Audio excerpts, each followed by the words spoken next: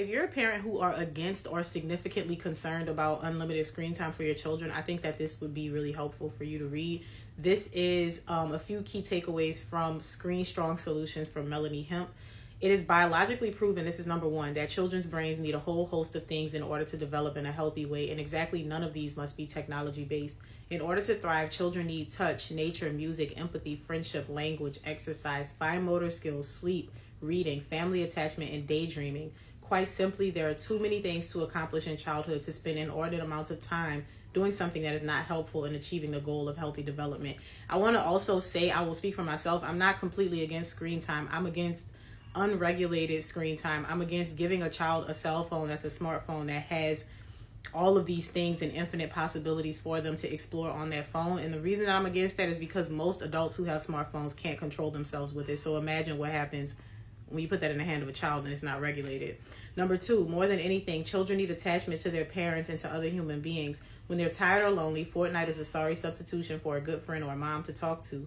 If we don't build these connections, they won't be there. Technology on the whole does not form relationships which are crucial to healthy development. Instead, technology impedes them. I just had a picture as I was reading this of that scene from WALL-E where the people are just like all plugged in, and I'm just like, is that where we're headed as a society? Is that what has become so normal? And I think too, like, there's this joke about this stare that this current generation does where they kind of like stare at people when they're trying to engage with them, and I think that's partly due to them just not knowing how to have normal interactions without having a phone, because it's more normal for them to be engaging with their friends while also having a phone, and it's more normal for them to engage with people in general through electronics. 90% of addictions begin in childhood. What happens in childhood literally changes our children's brains. And we know that a lot of children who have been touched inappropriately, that changed their life for the worse, right? Number four, contrary to how it is often explained, social media and video games are not preparation for life, but rather designed for adults. As Melanie says, we hurt our kids when we treat them like adults. Social media was not designed for kids. It's a marketing tool. It's not a fundamental technology. You don't have to learn Snapchat to get a job. Why are we spending so much time doing something so unnecessary? And I think that social media is growing to a point where it's going to be a big part of our lives in the future. But we have to also think that it's still so new. Like, even people in my generation, we didn't grow up with social media. It was introduced to us as we were growing up. So this is not something that has always been a part of the human experience. Number five, childhood and teenage years are actually the worst time for a human to have excessive time with technology. They are still developing their identities. Their brains have not arrived at mental maturity. They struggle to make wise and measured decisions, and they are more susceptible than adults to forming permanent addictions. And I think it's worth mentioning here something that was said when my daughter, we went to orientation, and they had this conversation about phones, and they were just saying all these things. The administration at the school, they were saying all these things, reminding the parents of, have these conversations with your students, because they have been on their phones more over the summer, and more likely than not, they may have been saying some things to their friends that are not appropriate to come back and say to school. So basically telling parents, like, make sure that you're training them and programming them on understanding what's appropriate to say, what's not appropriate to say, because sometimes all of that screen time and only communicating to people digitally does impact the way that they behave. Number six, not all screens are created equal. Watching Mr. Rogers' Neighborhood is not the same as playing Fortnite. Practicing your typing skills is not the same as checking your likes on Instagram.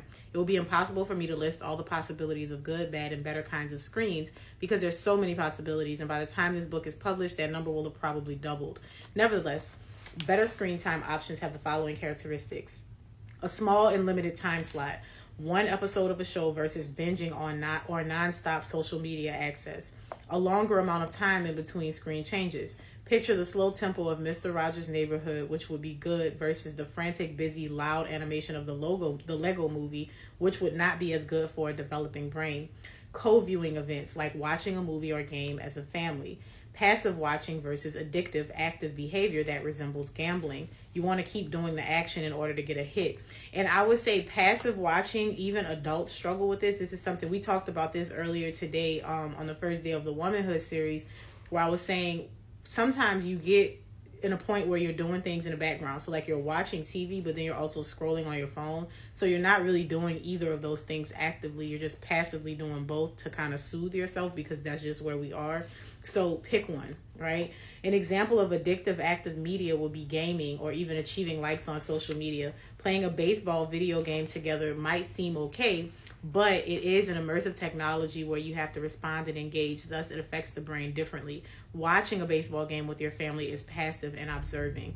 And then she says, where do I go from here? I will not leave you without practical suggestions, but first a story. So I'm going to skip the story and I'm going to highlight the practical suggestions and maybe come back in another section. So the practical suggestions are kids won't get a cell phone until they can pay for it. As a rule, being on a screen is not in our list of regular activities. We will not allow our kids to play first-person shooter games, and parents set the tone. As always, people always get in their feelings when we talk about parenting and stuff. Anything that anybody says on this app, you are free to do whatever it is that you want. This is to start a conversation and to help people to lean into decision making on their own. Nobody's expecting you to walk away and agree 100%. The conversation that needs to be had is what's going to be appropriate for you in your home. So this is coming from Let Them Be Kids by Jessica Smart.